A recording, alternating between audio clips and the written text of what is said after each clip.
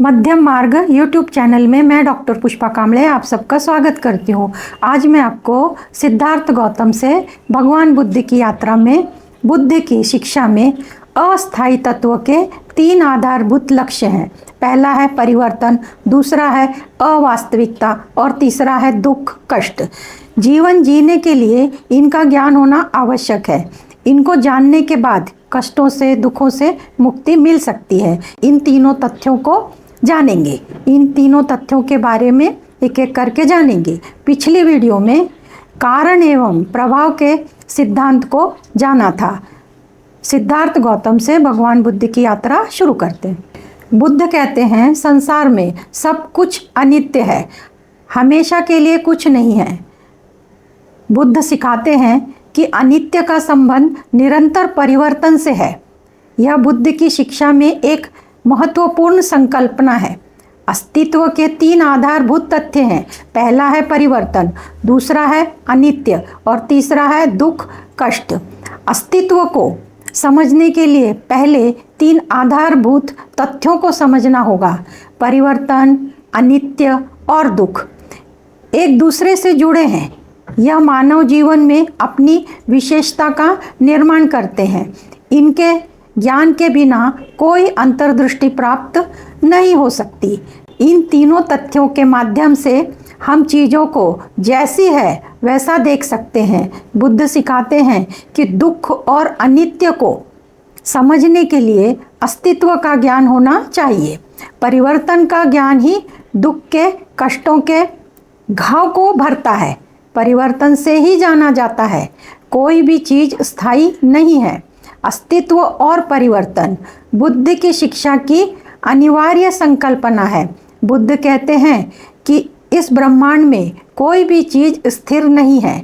यह गतिशील प्रक्रिया होती है जो हमें स्थिर दिखाई देती है। इसका कारण सूक्ष्म स्तर पर होने वाले परिवर्तन को पहचानने में हम असमर्थ होते हैं। सभी चीज़ें वास्तविक अस्तित्व में होती नहीं है। वे अनेक कारणों और परिस्थितियों के परिणाम स्वरूप अस्तित्व में आती हैं। कुछ समय तक फलती फूलती हैं, बाद में नष्ट हो जाती हैं। वे ब्रह्मांड में विलीन हो जाती हैं। चीज़ें स्वयं परिवर्तन की क्रिया से गुजरती रहती हैं। उदाहरण, जैसे कोई झरना दूर से वास्तविक और ठोस दिखाई देता है, परंतु वह निरंतर परिवर्तित होता रहता है। खुली आंखों से देखने पर नदी समान दिखाई देती है, वास्तविक में वह कभी भी समान नहीं होती। जो नदी कल थी वह कल के समान आज नहीं है, वह निरंतर बहती है, परिवर्तन होता रहता है। इस तथ्य को अधिक स्पष्ट किया था यूनानी दार्शनिक, उनका नाम है हेराक्लिटस। उन्होंने कहा, जब आप एक पैर नदी में डालते हैं, उसके बाद आप दूसरा पैर डालते हो नदी में, तब तक पहले पैर डाला था तब का पानी आगे निकल चुका होता है और दूसरे पैर के समय दूसरा पानी होता है। इससे निरंतर की परिभाषा समझ में आती है। हम रोज प्रकृति के अस्तित्व को देखते हैं, उसका अनुभव करते हैं। हमेशा दिन नहीं रहता और रात हमेशा नहीं रहती। इसी प्रकार बुद्ध कहते हैं प्रत्येक चीज कारण के अनुसार यथाशीघ्र परिवर्तित हो जाती है। सौरमंडल में बड़ी चीज़ें लगातार बदलती हैं।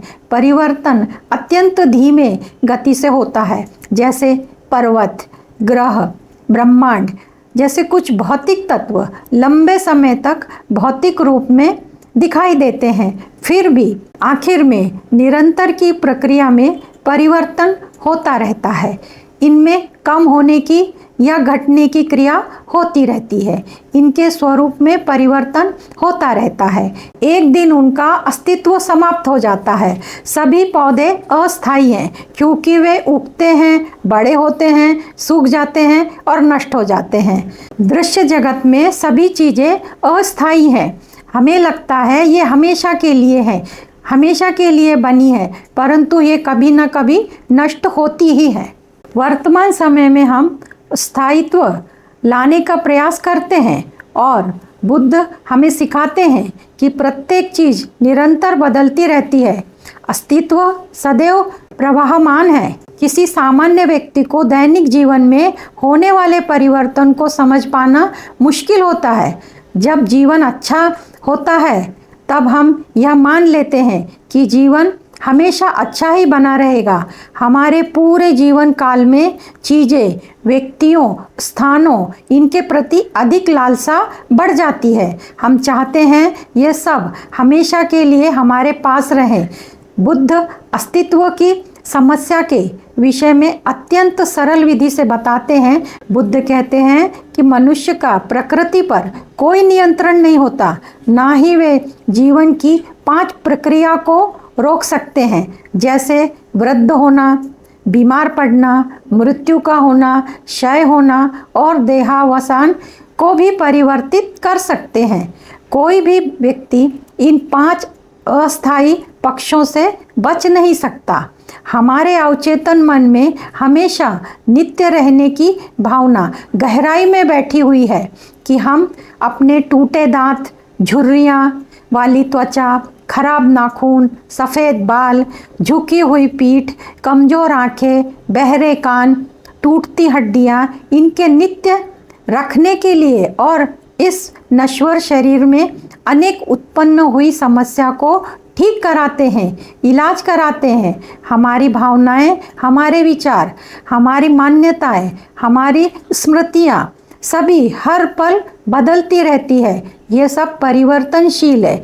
स्वयं को मानसिक रूप से स्वस्थ बनाने के लिए मानसिक स्वास्थ्य विशेषज्ञ की सलाह लेते हैं। अपने मन को ठीक करने के लिए विपश्यना ध्यान करते हैं। यह बात बहुत महत्वपूर्ण है। हम हमारे मन को ठीक करने के लिए इतना सब कुछ कर रहे होते हैं, इसी समय हमारे शरीर और मन के अंदर प्रत्येक चीज को नष्ट करने वाली परिवर्तन की प्रक्रिया भी चालू रहती है। हमारे सभी अंग, सभी कोशिकाएं, रक्त की गुणवत्ता, फेफड़ों द्वारा ऑक्सीजन का श्वसन, हड्डियों का ढांचा, ये सब अत्यंत तीव्र परिवर्तन से गुजरते रहते हैं। मनुष्य शरीर में कोशिका का भाग हमेशा कार्य करता रहता है। समुद्र में उठने वाली लहरों के समान हमारी मृत कोशिकाओं के स्थान पर नई कोशिकाएं का जन्म होता है। इसी प्रकार प्रत्येक व्यक्ति के मन में अनेक विचार उत्पन्न होते हैं और वह स्वयं ही नष्ट हो जाते हैं। शरीर और मन के अंदर निरंतर क्रिया चालू रहती है। वर्तमान में पृथ्वी पर कोई ऐसी चीज़ नहीं है जो इस परिवर्तन को रोक सके। हम हमेशा स्थायी रहेंगे, यह झूठी धारणा से चिपके बैठे हैं। ऐसी धारणा के कारण ईर्ष्या और क्रोध का अनुभव करते हैं। कई बार दूसरों के साथ लड़ने के लिए तैयार हो जाते हैं, हिंसक भी बन जाते हैं। यह बहुत बड़ा भ्रम है जब हम सोचते हैं कि संबंधी, मित्र, परिवार के सदस्य, शक्तियाँ, पद, नाम और प्रसिद्धि और अन्य चीज़ें सदा सर्वदा हमारे पास रहने वाली है। यह एक गलत धारणा है। वास्तविकता तो यह है कि हम प्रकृति को समझ ही नहीं पाते हैं। हम अपने जीवन में इतने व्यस्त हैं कि इसको समझने के लिए हमारे पास समय ही नहीं है। हमारा शरीर, अन्य लोगों का शरीर, यहाँ तक कि राजमार्ग सब बदलते रहते हैं। यह सब प्रतिपल नष्ट होते रहते हैं। हम हमारी संपत्ति और हमारे सदस्य, प्रिय सदस्य को देखकर सोचते हैं कि यह हमेशा हमारे पास बने रहेंगे, कभी नष्ट नहीं होंगे। बुद्ध के अनुसार अस्तित्व का ज्ञान दैनिक जीवन में बहुत जरूरी है। वास्तव में परिवर्तन निरंतर होता रहता है, परंतु हम उसे केवल बड़े पैमाने पर देख पाते हैं। जो चीज़ 1 मिनट पहले जिस अवस्था में थी, वह चीज़ अगले मिनट वैसी ही नहीं रहेगी। यह बुद्ध की अस्थाई की संकल्पना है। बुद्ध ने सिखाया कि सभी जीवधारियों का शरीर 4 तत्वों से बना है: पृथ्वी, जल, अग्नि, वायु, इन 4 तत्वों के मिश्रण से शरीर बना है। जब इन तत्वों का मिश्रण समाप्त होने लगता है तो शरीर कमज़ोर होता जाता है। इसे ही मिश्रित इकाई का अस्थायित्व कहते हैं। यह शब्द बुद्ध द्वारा बोले गए अंतिम वचनों में से एक है। अवास्तविक के बारे में बुद्ध कहते हैं, शरीर केवल शरीर है, यह जीवन जीने के लिए आवश्यक अनेक कार्यों को करता है। वह इन्हीं कार्यों को करता रहता है, इसलिए वह अवास्तविक है। शरीर की कार्य प्रणाली को संचालन करने के लिए, जीवन को बनाए रखने के लिए मन कार्य करता है। मन द्वारा किए जाने वाले कार्य और शरीर द्वारा किए जाने वाले कार्य में किसी का हस्तक्षेप नहीं होता। मन स्वयं अपना कार्य करता रहता है, इसलिए इसे अनित्य कहा जाता है। मन और शरीर केवल 2 ही चीज़ें हैं जो किसी भी कार्य को कर सकती है। बुद्ध कहते हैं कि मनुष्य 6 तत्वों से मिलकर बना है। ये तत्व इस प्रकार है: दृढ़ता, तरलता, गर्मी, गति, अंतरिक्ष एवं चेतना। इन तत्वों का विश्लेषण करने के बाद उन्होंने पाया कि इनमें से किसी का संबंध मेरा या मैं अथवा स्वयं से नहीं है। वे जानते थे किस प्रकार चेतना उत्पन्न होती है और लुप्त होती है। सुखद अथवा दुखद और सामान्य संवेदनाएं उत्पन्न होती है और लुप्त हो जाती है। इस ज्ञान के माध्यम से वे कहते हैं, किसी विशेष समय में आप विशिष्ट व्यक्ति होते हैं। प्रत्येक चीज एक भ्रम है, परंतु इस भ्रम का अनुभव करने वाला कोई भी नहीं है। किसी कार्य को शरीर और मन करते हैं। अशुद्ध मन से किया गया कर्म, वह कार्य अच्छा परिणाम देगा, इस भ्रम से कभी बाहर निकल ही नहीं पाते। बुद्ध कहते हैं, इस संसार में प्रत्येक चीज भ्रम है। इस भ्रम का अनुभव करने वाला कोई नहीं है। इसके लिए आपको अस्तित्व के 3 तथ्यों का ज्ञान होना जरूरी है। अस्तित्व का तीसरा तथ्य है दुख। बुद्ध की शिक्षा की महत्वपूर्ण संकल्पना है, जिसे सामान्य भाषा में कष्ट, दुख, पीड़ा, असंतोष, तनाव, अप्रसन्न इत्यादि नाम से जाना जाता है। दुख में जन्म, बुढ़ापा, बीमारी, मृत्यु, तनाव, शोक, सुखी जीवन का दुखी जीवन में परिवर्तित हो जाना, प्रियजनों का वियोग, संतोष का अभाव, इच्छित वस्तुओं की प्राप्ति न होना, शारीरिक और मानसिक कष्ट होना। प्रकृति में प्रत्येक चीज नियम के अनुसार चलती है और बदलती है। अंततोगत्वा मृत्यु हमारे लिए निश्चित है। कुशल प्रसिद्ध चिकित्सक भी मृत्यु को धोखा नहीं दे सकता। चिकित्सक शरीर में होने वाले परिवर्तन और मृत्यु को कुछ समय के लिए विलंबित कर सकते हैं, परंतु मृत्यु से बच नहीं सकते। बुद्ध कहते हैं, मृत्यु एवं उससे जुड़ी कष्ट, दुख अपरिहार्य है। इसे बुद्ध ने एक घटना के माध्यम से समझाया है। कीसा गौतमी एक धनवान परिवार की युवती थी, जिसका अमीर व्यापारी के साथ विवाह कर दिया था। उसका एकमात्र 1 वर्षीय पुत्र था।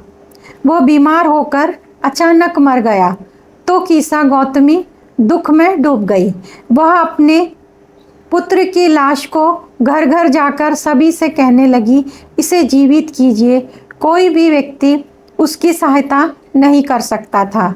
उसने हार नहीं मानी। अंततः वह बुद्ध के पास आई, मृत बच्चे को लेकर। उन्हें अपनी व्यथा सुनाई। बुद्ध ने बड़े धैर्य और करुणा से उसकी बात सुनी। बुद्ध ने उसे कोई ज्ञान देने की बजाय उससे कहा, कीसा गौतमी, तुम्हारी समस्या का केवल एक ही उपाय है। तुम जाओ, किसी ऐसे परिवार से 1 मुट्ठी भरकर सरसों के बीज लेकर आओ, जिस परिवार में कभी किसी की मृत्यु नहीं हुई हो। कीसा गौतमी बुद्ध की बात सुनकर आशा और आनंद से भर गई।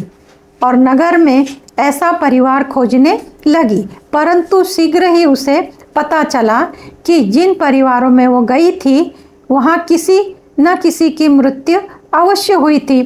इस प्रक्रिया के माध्यम से युवा महिला को मृत्यु का प्राकृतिक ज्ञान हो गया। वह यह भी जान गई थी कि बुद्ध उससे केवल यही चाहते थे कि सच्चाई का पता मैं स्वयं लगाऊं।